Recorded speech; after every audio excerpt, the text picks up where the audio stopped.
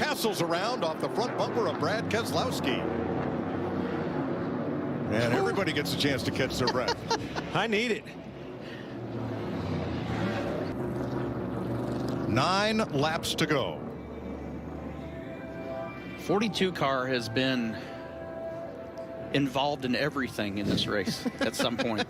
If you were the insurance adjuster on this play, you'd be filling out. He can't get to the Austin Hendrick, whose grandfather won the Indy 500 as a car owner.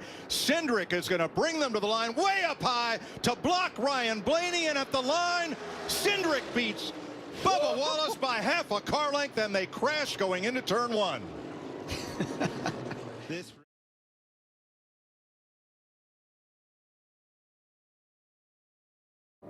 In the green, and around he goes. All right, let it straighten out. Try to let it straighten.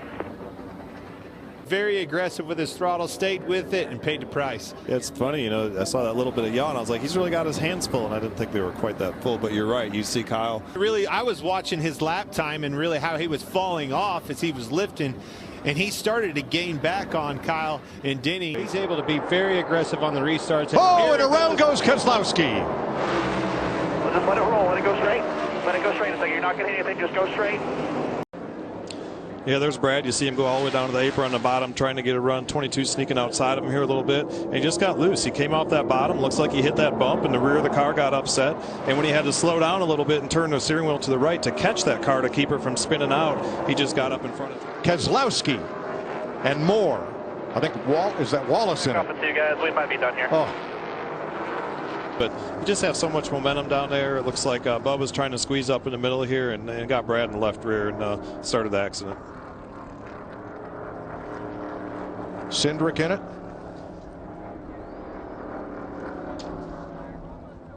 And then right in Ryan Blaney's lap, leaving him nowhere to go but right in the door of the 6. Problem. Oh, so you can just leave the outside of it. It's clear by. Hold the brake. Hold the brake. Hold the brake. Hold the brake. That in-car, listening to everything in that, reminds me so much of back in like 2005, 2006 with that old body sound. Keselowski's just trying to stay off of the 3, and the 3 was moving. Yeah, you know, we were talking about, we got Brad Keselowski here that has spun out as the red flag came out. He may have been practicing pit road. I think he was. He definitely was. Could see that tomorrow night. But a great, hey. Oh, trouble back straight away. I think it's Brad Keselowski spinning. Barely kicks the wall. Keselowski. Denny Hamlin gets some help there. Yep, you see LaJoie get into the back of him, gets him high. Everybody trying to check up, get out of the way. I don't know what the 9 of Chase Elliott got in the back of him, but nonetheless, he got turned around. We're going to ride with Kevin Harvick through this one. I don't, maybe it right. Something come apart there? Just got in the rubber, you know, rubber buildup. Something, but it was definitely right in the lap of the 18. Nowhere to go. Yeah, you could tell something just changed directions, and looks like the right front was down. Blew the right front, got into the wall. Very unfortunate, obviously, for Brad in the 6, but man, to happen right in the lap of the 18 of Kyle Busch, nowhere for him to go at all. And Kyle's Grip. He lost grip on the bottom, comes around on him. Keeps the car safe and out of harm's way. Again, you see him get into the track. You see it bottom out. You saw the dust come out of the car. That car bottomed out down there in a bump, and as soon as it did, it came out from around underneath of him. Oh, Suarez and Blaney around again. And he gets nailed by the 11. And it's the big one in turn 2.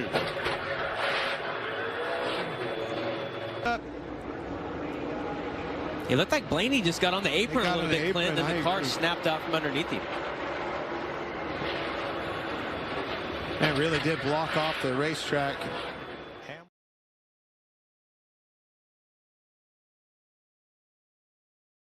Gosh. And there's the 15 involved. Ty Dillon in the 42 also involved. 24, Byron. Brad Keselowski was having a good day. He's got a little damage. That wiggle right there. Just Kyle Larson couldn't see that. He had no idea that problem was going on. Got in the back of Ty Dillon.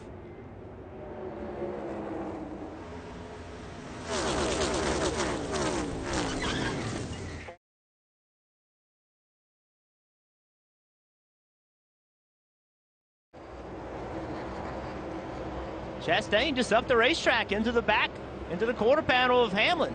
So this is the frustration I think drivers have with Ross Chastain. When you interview him, he talks about how he's going to try to do it differently and race differently, and then here we are. He just climbs the banking. I'm sure his car is probably not handling as he had hoped, but his contact spins Denny Hamlin out. I'm with you, Steve. You got a gas pedal in there. Chastain is going to have contact on the back straightaway. Oh, yeah. What's going on here? That's here. So the 3 goes up here, swerves at the 6, and then Brad just loses it. Wow. 1 point. There's going to be a car coming through your path, and here's Brad Keselowski going into turn 1 as well. Underneath Kyle Busch and just carrying way too much speed, trying to get the car slowed down, get the rear tires locked up, and around he went. I don't know if I'm baffled or laughing or what I'm watching here. Well, these are the best stock car drivers in the world. Brad Keselowski just missed turn 1 by 30 miles. Man, yeah, he was out of control. Just trying to make lap time. You know, we see it on the ovals.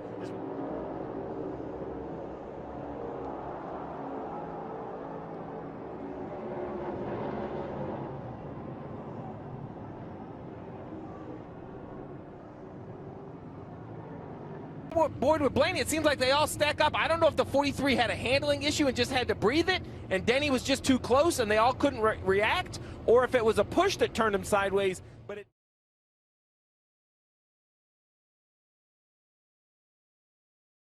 lacking a lot of performance this year. Chastain into the side of Keselowski. Brad's at the fence just a little bit, a little contact.